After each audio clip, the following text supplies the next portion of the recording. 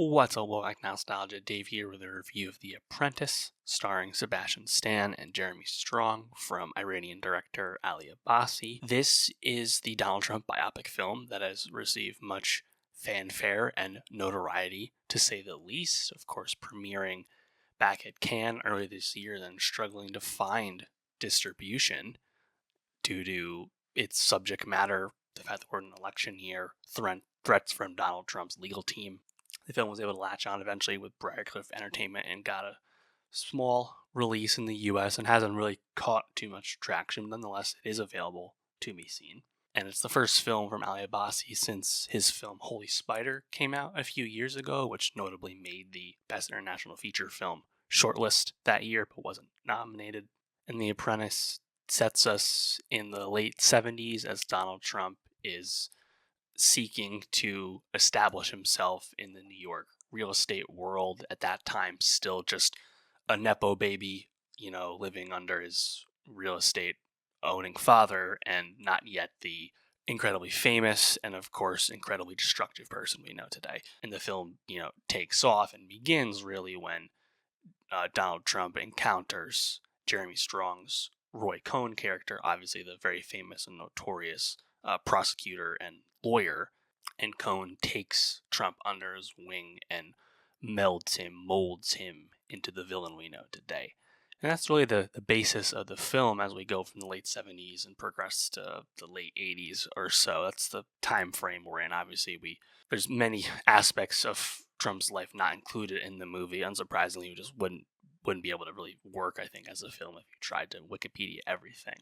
But it's an interesting film, obviously, because it's portraying one of the most vile and terrible people in American culture, most controversial leader in hundreds of years, at least. It's funny because I think Sebastian Stan does a great job in the role, honestly, especially in the beginning of the movie when it's Trump still kind of yearning and longing to become someone.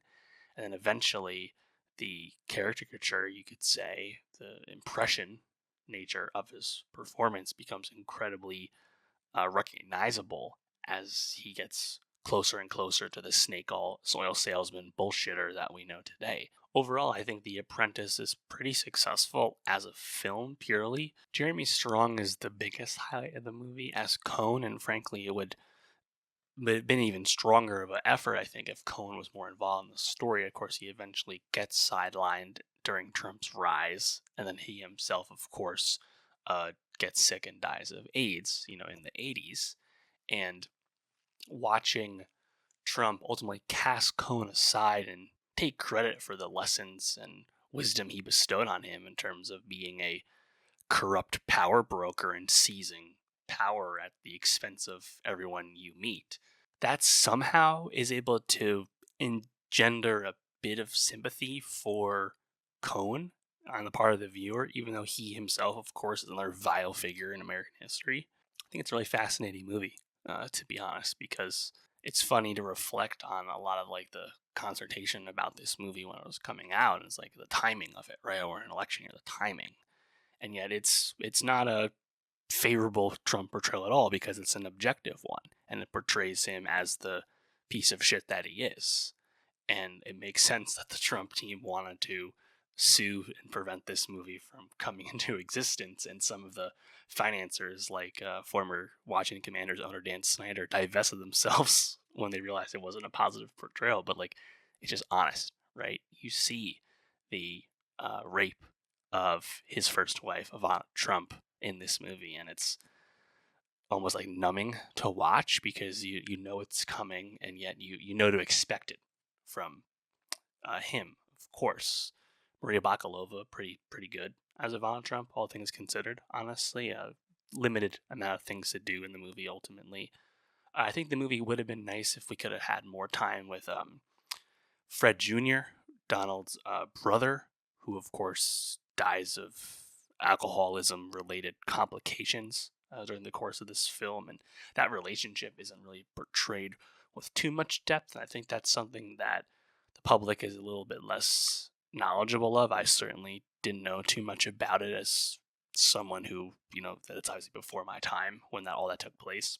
As I said, I think the Stan performance starts out quite strong. Eventually, it just becomes like pure mimicry, but it is pretty good mimicry. The mannerisms, the vocal tics, the manner of speaking, it's all quite familiar by the end. Jeremy Strong, though, as we know, though, is just a tantalizing performer, and he's immediately, grabbing the screen as Roy Cohn, the way he is able to carry the stature and be really wide-eyed and yet speak in a really distinct manner as well.